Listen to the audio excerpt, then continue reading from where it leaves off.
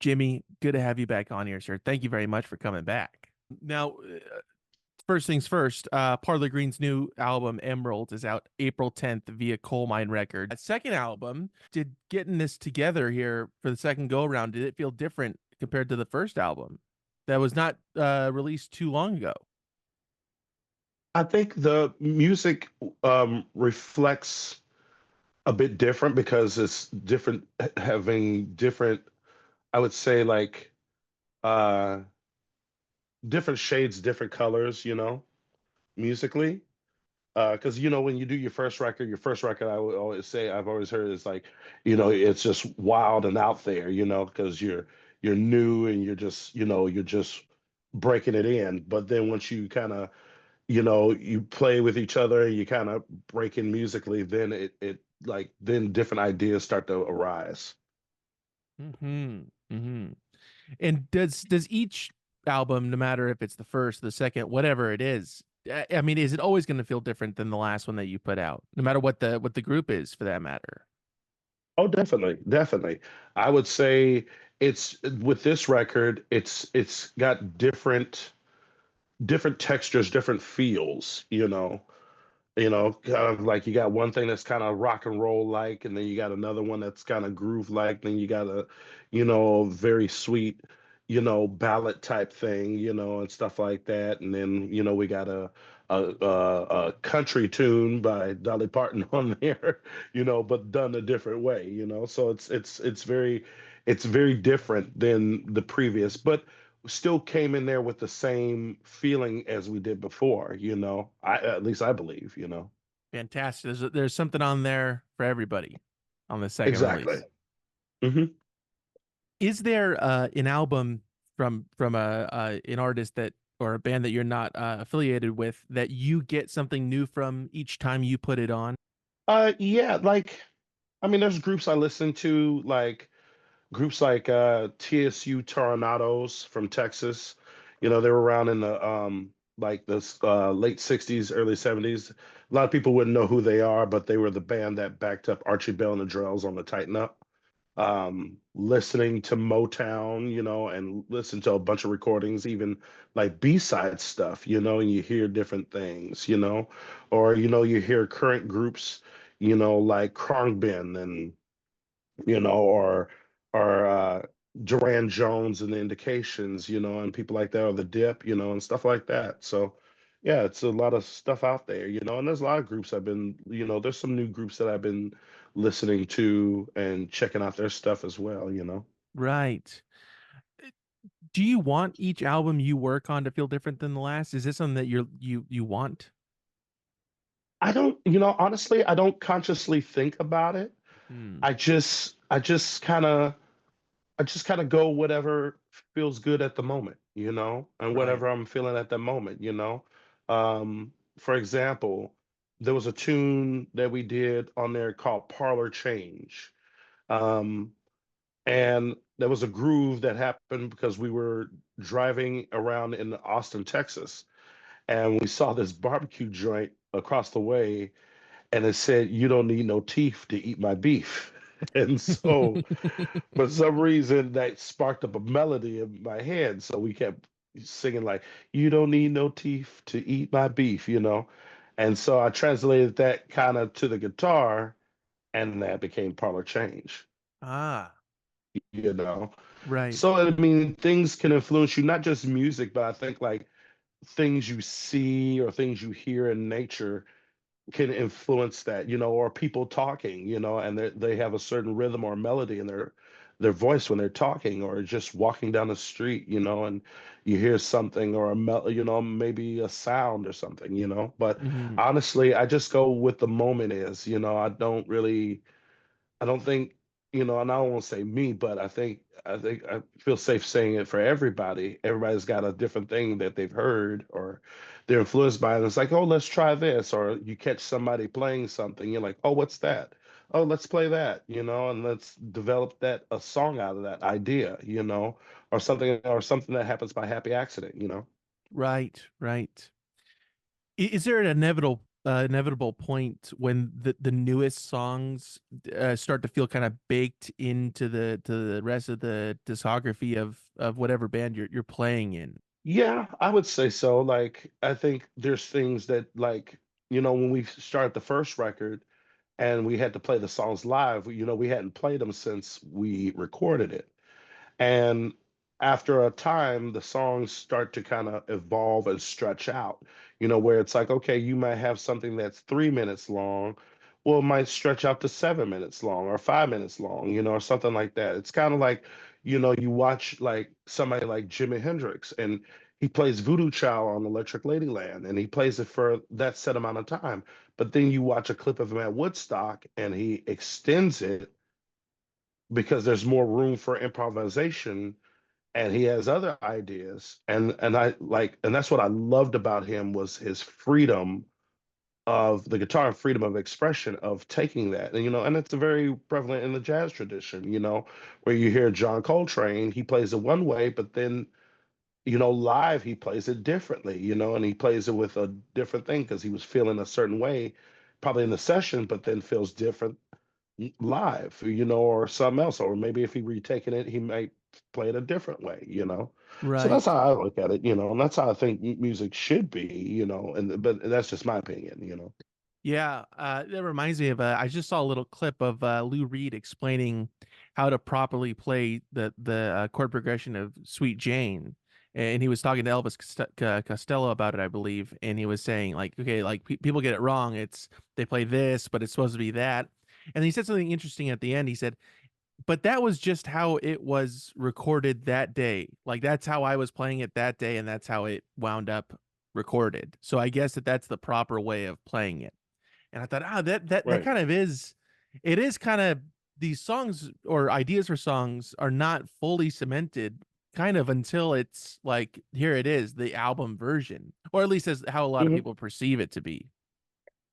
Exactly. Like I remember when we first did, for example, when we did West Memphis, that song was cut in one take, you know. It was just, Adam had flew in a couple hours before I did. Tim had been, had came in, maybe a day before. I had flew in that day, and I remember we went to Portage Bay, which is Terry Cole's studio, and we were just sitting there talking amongst ourselves, and then all of a sudden, um, they were like people just started jamming, like Adam and Tim started jamming, and all of a sudden we were just like, okay, let's try something, and so they rolled tape, and all you hear is tap tap tap tap boom boom boom, and I didn't know I was just playing a line, so I wasn't sure what was going to happen. And I was thinking of the late Steve Cropper, when I heard Soul Man, and Hmm. so I just start playing that doom ding doom ding ding doom ding, and it just happened, it was off the cuff, and of course you hear the edited version on the record, but then there's the extended version where you can hear the song develop, you know but it was done in one take. Yeah, that is interesting, and there is always a place of starting or a starting point to get to where sometimes you don't hear how this got to where it finally became or got to, I guess. Hmm. The right, you only Yeah. see the arrival point, you don't see the route to get there, I guess is how I was supposed Well, to say it. I think like when you just mentioned like about how a song has a starting point, and it's just like you read the history about a lot of songs. Like I was reading the history on when Smokey Robinson wrote Michael, and I think the song was supposed to be cut with the Miracles, but he decided to cut it on the Temptations. And the song was just like, C to F, and the band was like, we're gonna try something different. So the Funk Brothers, being the session guys that they are, the great session guys they are, well, the great James Jamerson was like, okay, well, I'm gonna try this. And he started to boom, boom, boom, boom, boom, boom, And then Robert White, the guitar line wasn't written. He's like, I'm just gonna do a C major pentatonic scale. And he was actually gonna throw it in the garbage and thought it wasn't good enough. And then it's the top five guitar line known around the world. As soon as you play that line, everybody knows what song it is. just from the bass and just from the guitar alone. Mm-hmm. And it's just, that's and I always love hearing about the history of it. And it's just like when you hear about it, you hear all these stories, you realize, oh, it was all done in the moment. They weren't thinking about it, they weren't strategizing it. They were just like, okay, let's just try some and see if it works. You know, same thing Reggie Young, did on Son of a Preacher Man.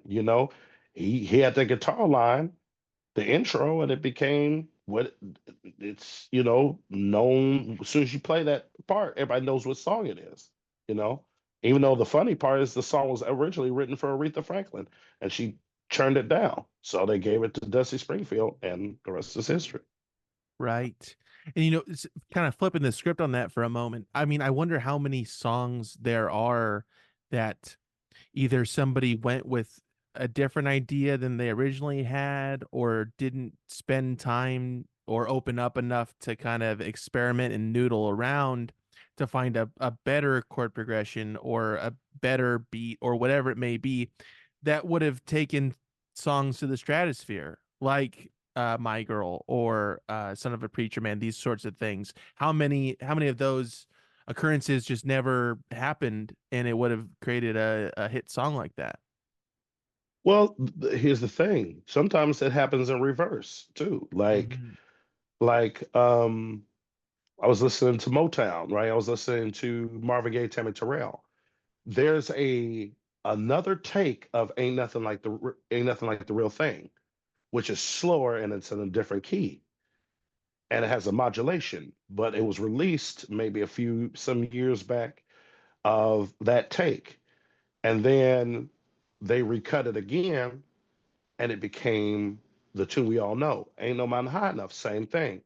Marvin Gaye wasn't originally singing on that track. It was just Tammy Terrell and some session vocalists that were on it.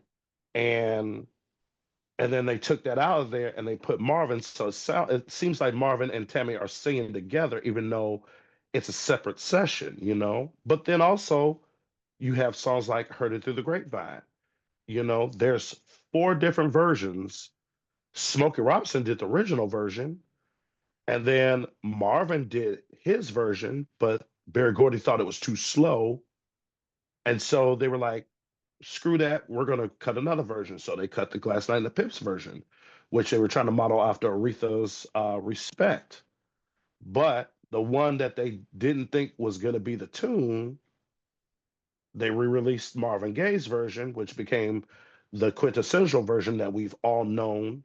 And then there was another version cut by the Temptations that was modeled on the Glass Night and the Pips version, but the Smokey Robinson version is like Marvin Gaye's version, except speeded up. So if you go online, you can listen to all four versions of it. And then, of course, Creedence Clearwater Revival did a version of it. And then Zapp and Roger did a version of it where they completely dissected the song and did it that way. But I guess Barrett Strong and Norman Whitfield made a lot of money off of because it was covered so many times. They became millionaires from that. But Yeah. again, it's the history behind it. But some people you hear these guys and they talk about it, and all of them said it was just in the spur of the moment. They just tried something and okay, well, let's see what happens, and it became the tune. Sometimes it became songs, or it was songs that like Sugar Pie Honey Bunch by the Four Tops was considered. Levi Stubbs hated that song. He hated the lyrics of that song. And they made him record it. And he said, okay, we're just going to do a demo. And then come to find out the version that they considered a demo became the number one hit, but he hated the lyrics, you know? And you hear Right. those stories and they like, I hate this song, but it became their number one big hit, Yeah, you Dean know? Martin, that's Amore. He didn't like that one either. And yeah, Hmm. he heard all the time. But Oh, luckily, yeah. Jimmy, you don't deal with that. You think everything that you do is the way it should be done, and I like it. Thanks. Has the aspect of live performance become as important as practicing, maybe alone or with others, rehearsing, whatever it may be? Is that also a critical fixture for you at this point? I mean, I guess I treat it the same way in the studio, you know what I mean? But when you're getting the energy from the crowd, it makes you play different. And Hmm. again, it's like what I felt in the studio is one thing.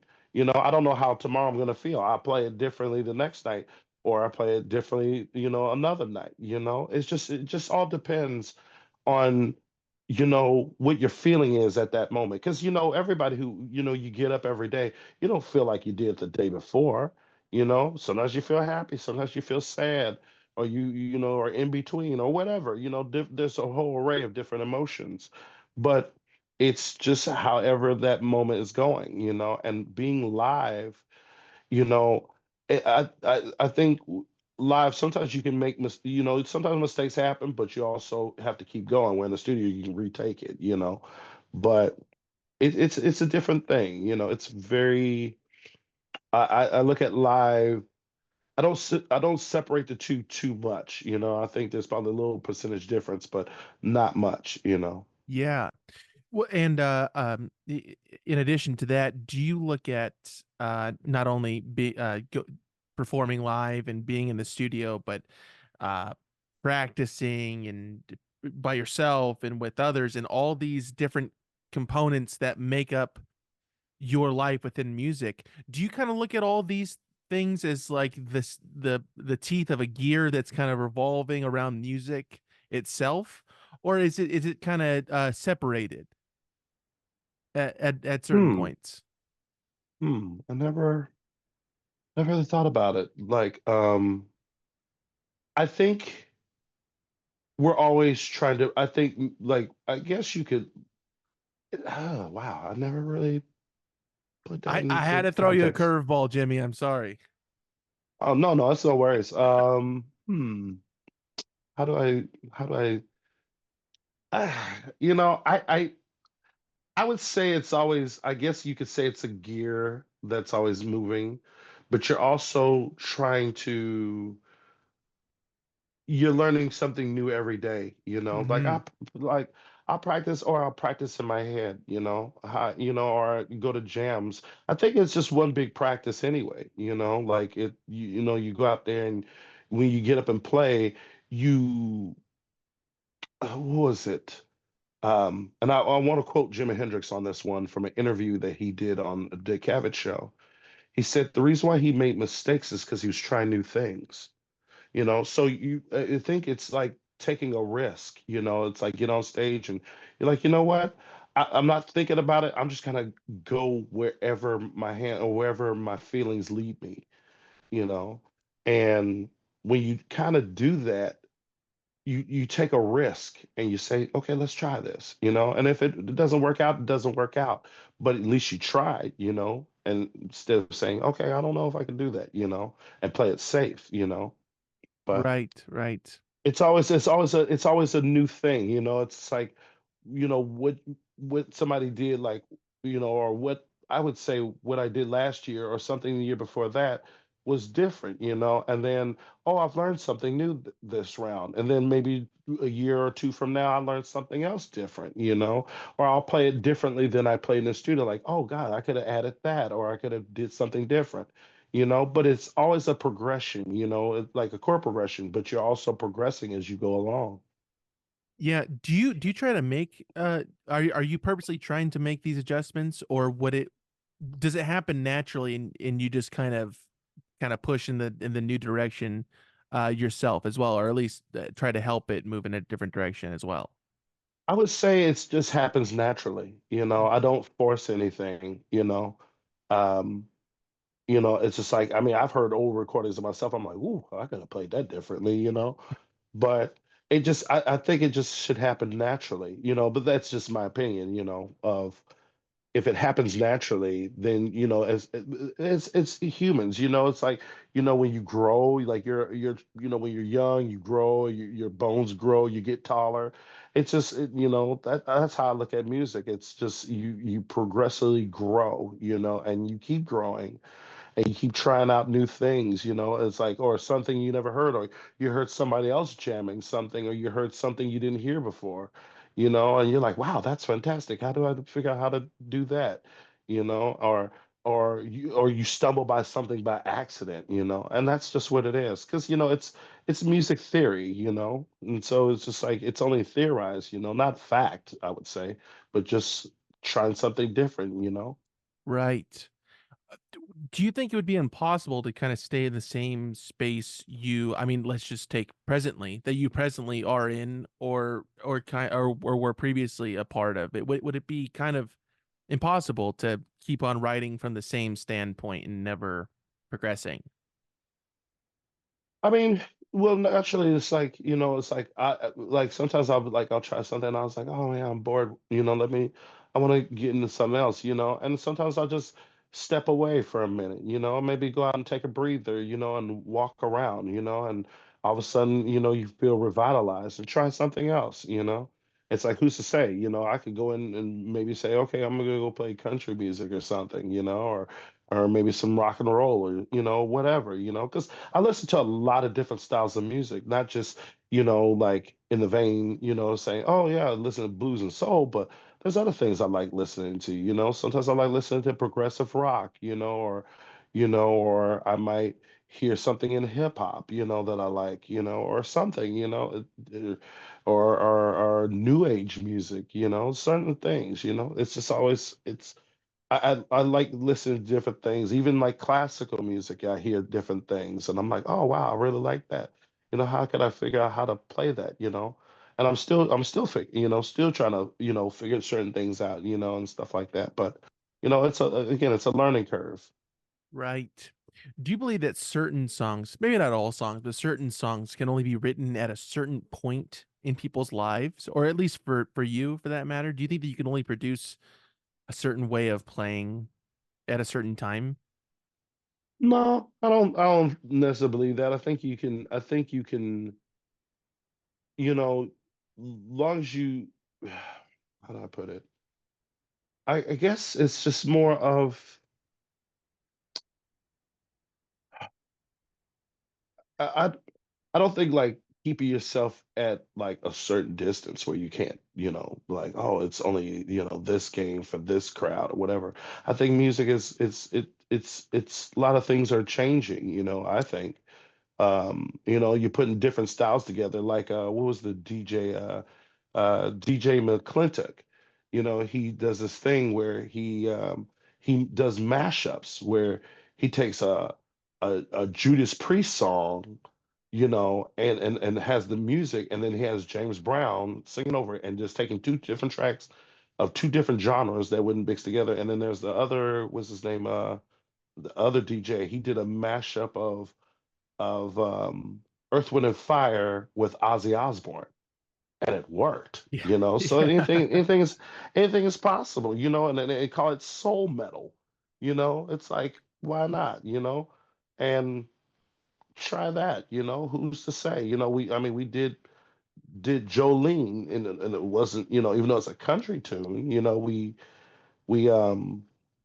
we did it our way, and it worked, and hopefully, I hope people dig it, and hopefully it works, but you try that stuff, you're like, okay, well, who's to say that that can't happen? You could try different things. I remember just doing an Afrobeat version of a TLC song, you know, and people are like, that nobody does that. Well, why not? There's bluegrass groups doing versions of Outkast, and it's like, has that been done?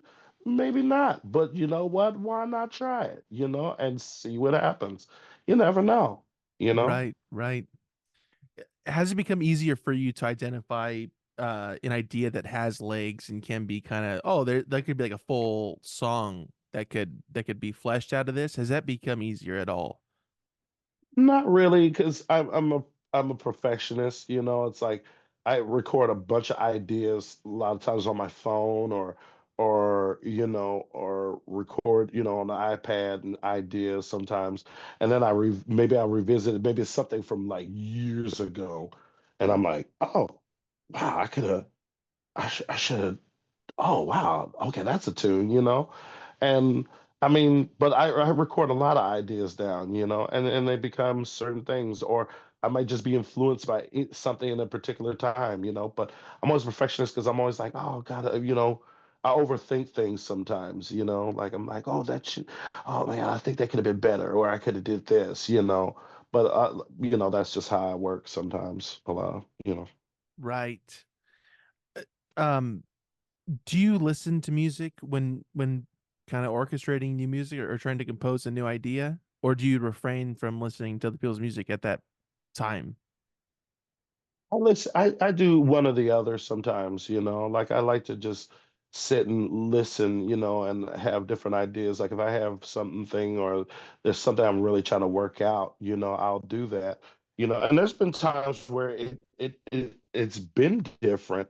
Like we're doing a session for Kelly Finnegan and off his latest record, Lover Is Born, and we did the song Count Me Out. And it had this just the chords intro, and I said I got an idea, and an idea sparked in my head from a tune my mother used to listen to on her record by the late great Minnie Riperton, who is known for the song "Loving You," and her daughter is Maya Rudolph, and Yes, she yeah. did this album, which was her last album before she passed, and it was a song called "Here We Go." And I remember hearing that as I was like, I think I was like 6 or 7. I think I was 7 then. And my mother used to play it, on the record player. And I remember that song came back to me. And so we were in the session, and I remember hearing that, and I remember getting the idea from that. And that became the intro for Count Me Out for Kelly Finnegan. And it worked. But again, we just, you hear different things. Sometimes you just have an arsenal of music, like a play arsenal or playlist or however you want to call it, and those all come out and in your songs. Again, it's like West Memphis, same thing. It's like you know, Sam and Dave, Steve Cropper, and stuff like that. Or you hear a different thing and you're like, oh, I hear this. And you just try different things out. I think it's nice to listen to a lot of music. Not that we're going to be able to listen to every style of music in the world, but music, you can hear different things from different places. And you're doing your part to cover as much as possible, Jimmy, and I appreciate you doing so. Not a lot of people are picking up their end of the boat, but you're you're diving deep. You're checking out everything. I just like, I mean, I was surrounded by my mother and my two sisters who listened to a lot of music. My mother was, she was in this soul music, but gospel and country and western. But then she could also get into people like Dave Matthews Band, and listening to. She liked California Love by Tupac, and Hey Ya by Outkast, So, and then my oldest sister, she loved classical music and pop music, but also she liked disco and stuff like that. So I heard that. And then my middle sister was like the progressive rock, heavy metal, like I heard like, everybody from Jimi Hendrix to Led Zeppelin to Boston to Metallica, and then, groups like Rush, those her favorite group of all time.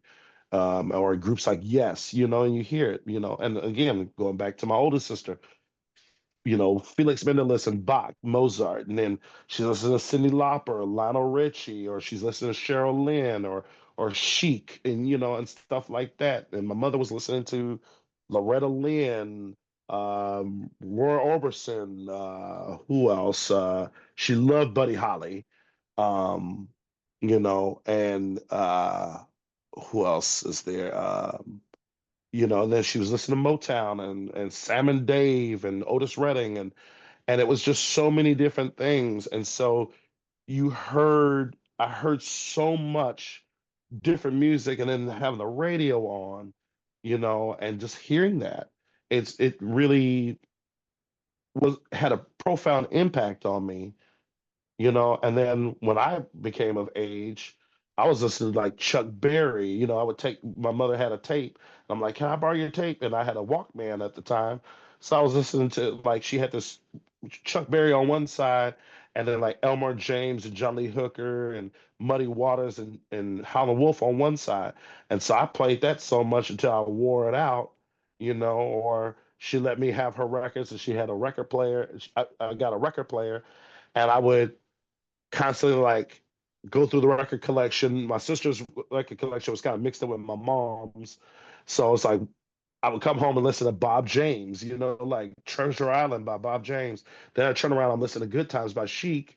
But then I'm listening to Bobby Blue Bland and BB King, or I'm listening to Brownie McGee or Leadbelly or somebody, and then Little Richard, and so on and so forth, or just listening to it, and I still have all the records here, even though they're gone now, but I just, that's where a lot of my influence came in. And I was, even as a little kid, I wasn't listening to, because they expect when you're a little kid, you listen to the kiddie songs that are on TV.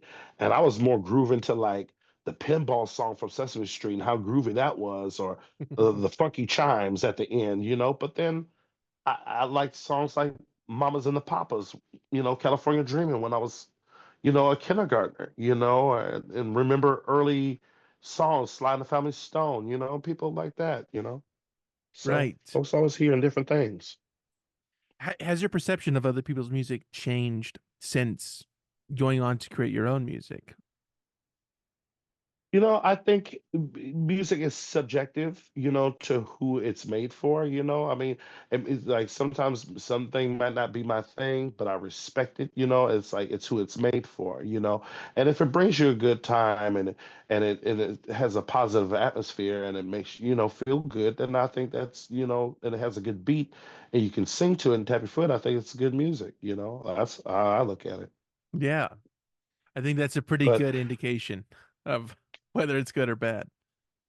right. Like the group that the one group that I saw regularly more than anything, and then unfortunately she's no longer here, and it'll be 10 years since she's been gone. Sharon Jones and the Dap Kings. Like I love their music, and I would practice to their music all the time and knew every song.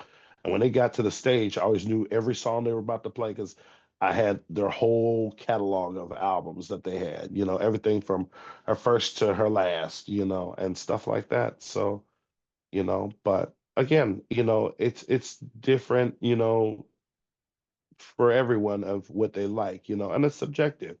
Maybe some person's bag might not be another's bag and so on and so forth, I think. What's a band that you have been people have told you to listen to, an artist that you that they've told you to listen to, and it just didn't resonate with you for whatever reason? Is there one that stands out to you? I don't know. It's kind of like some of the auto tune stuff. It's not really my thing. But there's just, I guess it's nothing I really can, like I said, it's some stuff that gets auto tuned, you know, and I just rather hear somebody's voice, and how they are, with the imperfections and anything else. I think it makes it a great thing. But I don't know if there's really anybody really out there that I really, nobody's really, there's, yeah, that's kind of a hard subject, so, you know, I just can't even really like, there's some stuff, but I would not say, it's just, but it's who it's made for. I think one of the groups I really love, and I would love to actually hang out with him and just listen to him play is Mark Spears from Chronic Band. I really love his style Yeah, a lot. incredible. Um, Yeah. yeah, I like his style a bunch. Also like the one guy, what's his name? MT Jones. He's from England.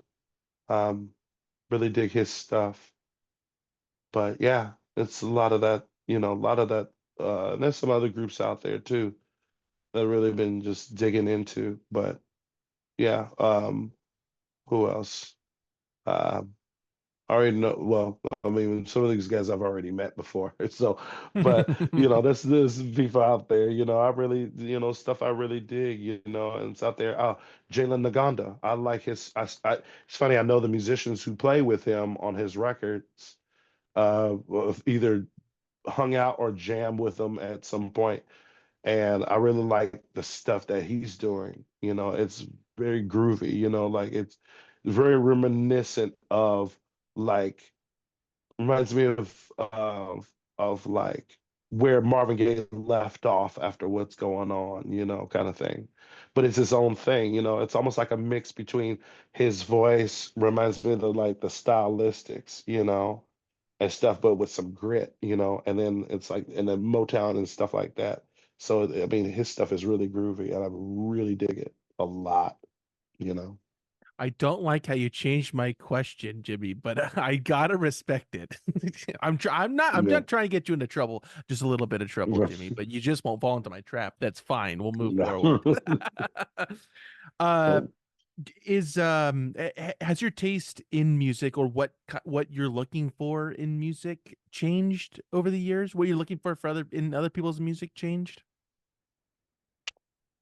Not really. Like nothing's really changed. I just follow my heart and the stuff, the music that really speaks to me, like and like what speaks to my soul, that's where I look at it, I don't expect anything from anybody, just kind of like, they can just do their thing,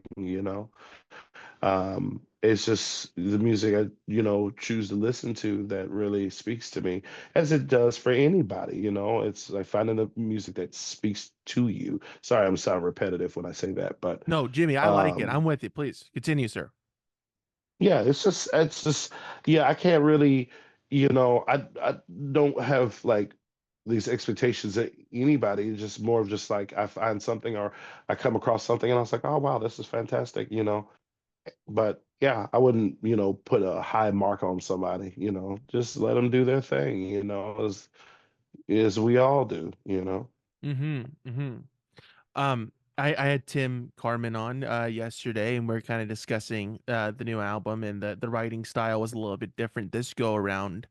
Um, was the writing some of the writing style kind of reminiscent of how you write for True Loves? I mean, I understand that you play a vital role in both of these projects, but were you kind of bringing some characteristics to the table for Parlor Greens that you do in True Love sometimes or have done in the I past? I I, I think I approached them differently, I think I approached them differently because we have horns, and so you kind of it's different chemistry, like somebody, like if I'm playing the True Loves, it's like, okay, David will kick off something, or Brian or the horns will kick off something. And it's because we've been together for so many years, that it's like somebody's riffing or you catch somebody doing it. And I mean, it's still the same when you catch somebody playing something, but it also is different, because now when you got organ trio, okay, well, now you're only three people now, Mm-hmm. so it's a little different, it's a little different approach. But I mean, I still approach it with, let's just groove something and see what happens. But the music is different, and it's just like, and after, when you've toured with people and you know how, like, okay, this is the style, and then you try to figure out how to integrate your own thing, but everybody integrates their own thing. So it's an equal partnership, in that whole aspect. Right. Um, but yeah, the approach in Parlor Greens is much different than True Loves. It's like Stax and Motown.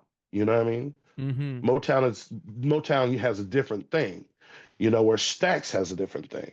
So I kind of look at it as those two. They're different individuals, still within the same umbrella of music, but done differently. They stay. They stand alone from one another. Exactly. Mhm. Right. Because you'll never hear like a Motown record that sounds like a Stax record, or a Stax record sounds like a Motown record, you know? Right. Yeah, and kind of moving on that point of both these bands and playing it with True Loves for X amount of years, and kind of having Parlor Greens as a new group, or a relatively new group. What is what is that like? Just in the sense of like something that has been kind of tested and you spend a lot of time with, and something that is new to everybody. Is that kind of an interesting dynamic that you have between the two as well? Yeah. Because I mean, True Loves, we've been together for over 10 years now, you know? Wow. And we had a lead singer at one time, and that didn't work out. That's a whole nother story. But we we come from different parts. The horn players come from different parts, and their musical leanings, and David, and Bryant come from their different things, and Yvonne, and stuff like that. And so, because we have like Garrick and Gordon and Greg and the Trulos, as a horn section. Um, Jason Cressy used to be in the group at one time, but he's doing his own thing now. But we've when you've been around each other and you've played with each other and you kind of you know each other well enough, you're like, okay, this is kind of where it is. Or you take a stretch, again, it's like I was saying, you take a risk sometimes. You're like, okay, let's try something, just for giggles, you know and something magical happens, when you take that risk sometimes, you Yeah, you know you can and you can only hit that spark if you're willing to risk it. Just like what you're referencing from that Dick Cavett interview with Jimi Hendrix. The right. mistakes have to be made in order to for perfection, and that goes for music and everything else essentially. Yeah, because I mean, music is an adventure, it's an adventure, and sometimes you roll the dice, on that one, and you're like, okay, you know what, I'm gonna bet it all, and and hope it'll be a crapshoot if it works, Right. um, but that's and a lot of times we try things on stage, and it's like, okay, let's see what happens, let's try this, let's take this and form it into this. Oh, okay, that'd be great. All right, let's try it. And you don't, and sometimes when you're doing sessions early in the morning, you're not, because you're not fully awake, so you kind of not conscious of it, sort of. And then you come back, you listen to it, like, oh, we did that song. Oh, I remember playing that one. You know, That's a so very it's natural way of doing it. Yeah. mhm. Yeah, because we've done it like that. I think there was one of the songs, "Letters to My Brother Ben." Hey, I almost forgot we even played that one. I was like, dang, it must have been early in the morning, because I was like, I forgot we even played that one. It wasn't, we were in, it's just, you don't, it's kind of like how I would take music is like, think of like when you go to sleep at night and you're in a deep light sleep. You don't really know what's going on. You're just there and you're going with it. And whatever is going to be is going to be. I know this sounds kind of weird, but that's how I kind of view it, in terms. I think You that's a good way just of putting it. Yeah, definitely. yeah, you're just on an astral plane, and you're just going there. Right. No, from my perspective, looking from the outside in, Jimmy, on your situation here, it seems like you are in a position to expand in different ways with both of these bands. It's kind of an interesting situation that you're Hmm. able to really kind of hone in on something that you might not be able to in one group and kind of bring it into another. Do you kind of look at that as being the case? Um, I think both groups always can expand in different things. We try out, sometimes we try different things, like it's like, okay, for example, um, when True Loves did Dopest, there were certain things like in the song that was like, foreign and new, you know. And same thing with Sunday afternoon. There were certain things that were kind of foreign and new that we were like, oh, can we try this? Well, let's try it. And then it worked, you know. Same thing with like when we did the song for the Parlor Greens, Emeralds, you know, that was, you know, it was kind of a stretch because it was very different than what I did prior, you know. And I was like, oh, this is different, you know. It kind of has this intro and stuff or drop top, you know, and songs like that. And so you try those things out. You don't know if it's gonna work, but you know what? Again, it's like shooting the dice. You know, you're playing roulette. You know, it's like okay, let's hopefully I'll land on the right number. You know, but it's like you don't like my mother always used to say, you don't know. You take a leap of faith, and you don't know unless you try. Because if you don't try it, then you'll have regrets later saying you didn't do it. You know, Right. so. Right. You might as well just go out there and shoot the dice and you know, you only got one life. You might as well, you know, expand upon it as much as you can, you know. Jimmy, I'm trying. I promise you, okay? I'm doing my darndest over here. I had to learn that, you know, unfortunately the hard way, you know, after, you know, losing, you know, my mother, my sisters, and my grandmother, you know, it was like I had to look at life a lot different, you know, like go ahead and live it to the fullest, but also have to, you know, also follow quotes by two major people that really set the standard, not only just my mother, you know, who I just mentioned, you know, but um I remember hearing um what was it? The great James Jamerson, who played on every great Motown hit, was the session player, playing on everything from My Girl to What's Going On, Ain't No Mountain High Enough. You know, he told his son had mentioned in an interview on Status Jazz and Motown, his father used to tell him, you know what, if you don't feel it, don't play it. And so I stick with that.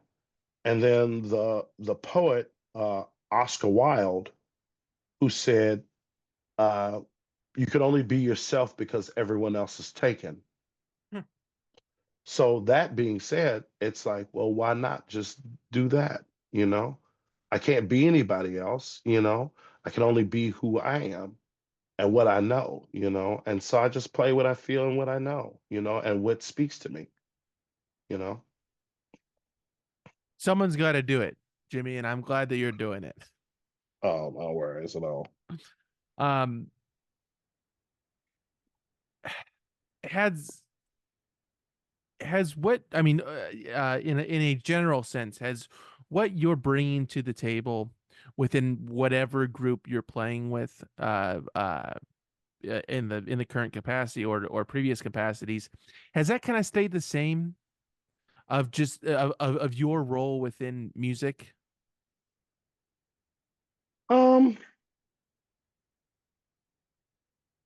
I would say most part, but, you know, again, it changes from time to time, you know. But I mean, I just love to play, you know, and um, you know, as far as the role is concerned, I'm just fine playing and being able to, you know, get what I'm feeling out. You know, that's how I look at it at the end of the day. You know, I don't think of the future or beyond. I think the future just starts, you know, not to, you know, hypocrisize myself, but I would say, you know, the future starts every second from now, you know, and the role of just being in the group is just, I'm just happy to be playing, you know, and playing with people I have fun with, have chemistry with, and truly care about, you know, you know, and being in an environment where um, you can do that and it comes out in your playing, you know, that's how I see it. Is that ultimately what you're trying to achieve through music as well? Is that kind of the end goal or one of the main pillars? I don't know if I could say if it's something I'm just thinking about achieving. I think it's just being, you know, at that precise time. It's I don't think of an end goal or anything. I go as the moment goes. That's where I'm at. Like I don't, because if I overthink it, and if I start to think about it too much, then it becomes like a science, and that's not where I'm at. I'm more likely I just enjoy the the not I guess not saying not knowing, but I would just say I enjoy the moment of just seeing where it goes, and enjoying the not I don't want to say flow because I use that word a bunch, but enjoying that spot to go in places that I wouldn't imagine, and I love knowing the unknown, of not knowing where it's gonna go, but just taking a chance, you know. It's interesting that it propels you, and it might be something that really hinders people. That I don't even want to go there. I know where, I know where I'm comfortable, and I don't want to go outside of that. But you look towards that. You look into the abyss. I Yeah, like that. I like doing that because I like going places like it's like going out into the middle of a forest, and it's just like, okay, I've never been here before, but where's this trail gonna lead? I don't know. But you know what? Let's try and see where it goes. And then you're like, okay, well, I've gotten this far. Well, let's see how far more it can go, and you keep going, and trying new things. That's the beauty of it. It's going off into that abyss and not knowing what's going to happen, but it's fun because it's always a new experience. It's always something you're like, wow, I've never seen this. And then all of a sudden you arrive and there's this big meadow somewhere, out there. And you're like, oh, I've never seen that before. Well, let me go up there and find out what it's like. It's like being able to not only do that, but imagine going to another planet that's not like Earth. And you're like, okay, well, what that be? We don't know, but hopefully we can try that someday, or maybe try it right now, and not saying I'm going to be able to go in a rocket and go up there, but it sure feels like it though. Off topic, Jimmy, but would you want to go to space if you had the opportunity to? If somebody afforded you the opportunity, would you say yes? Mm, possibly, possibly. I want to at least like get past the asteroid belt and go see like Jupiter and Saturn, maybe, and stuff like that, and just see what's in there, or maybe go to Venus, since it's close by, stuff like that. What do you think would have taken the place of music if you had never crossed paths with it in your life? Do you think that there's anything that could have been a secondary option? Oh God! Oh, these are gonna be. This is the question. Oh, okay. This is gonna I sound know this is weird when I say it. we had to do it big at the end here, please, sir. Okay, so this is this is gonna sound weird to a lot of people, but I was I was anticipating either I wanted to be a railroad conductor, Mhm. that one. Uh, I had morbid curiosity about being a working in the funeral industry. I don't know why, but then I found it too depressing, so I couldn't. I don't know why. I was the young self then, um, but I was also interested in electricity too. That's also like I was thinking about being a journeyman working on the power lines because I used to, as a kid, I used to ask my mother to take me up the street and go walk amongst the transmission lines because I used to love to hear the sounds of it. But then I didn't realize, I mean, of course, I realized later that that had a profound impact and the two were together. My mother didn't know it then, but I kind of incorporate those same sounds that I hear from when I was a kid into the music, And so, I wanted to do those things, and stuff like that. But most likely, it was just more, I just wanted to be taking care of my mother, my sister who's still left. Those were things that um, I was really more keen on, is doing that, you know. Yeah. Um, Jimmy, I appreciate you coming back on here, but before I let you go, there's some good stuff that we got to cover here. Okay. Emeralds is out April 10th, via Coal Mine Records.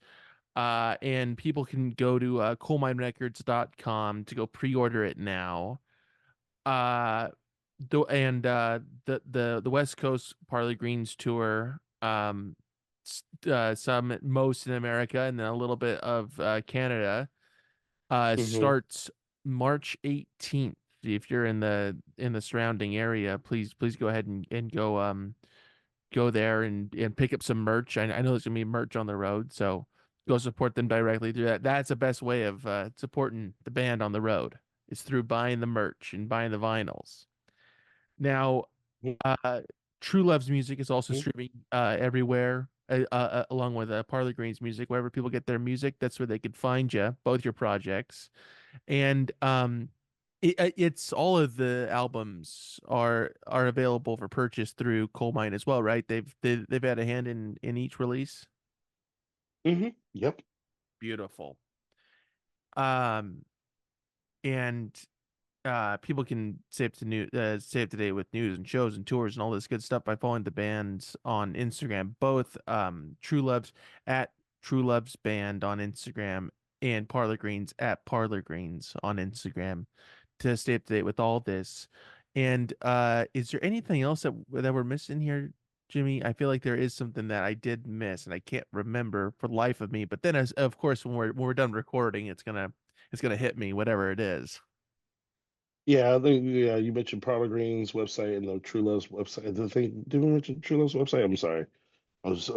Somehow a phone call came right through as I'm talking on my phone. I had to be like, eh.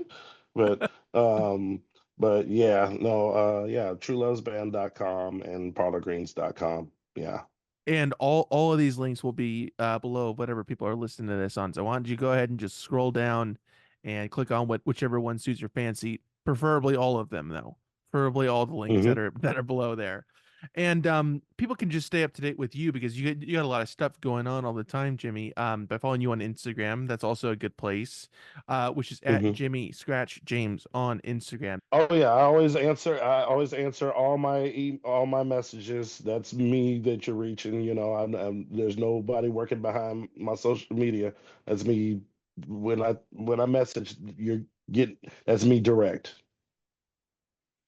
Um until I get a hold of it. But that's just another thing, Jimmy. I People are gonna have to go through me to get through you to you. But that's well, we're kind of we're getting the Oh, ball rolling on that. But Jimmy, it's I like being really connected to appreciate the it. people. I Oh, won't let thanks that so happen much. anymore. I can't let that happen anymore, Jimmy. But again, we'll talk about it later on.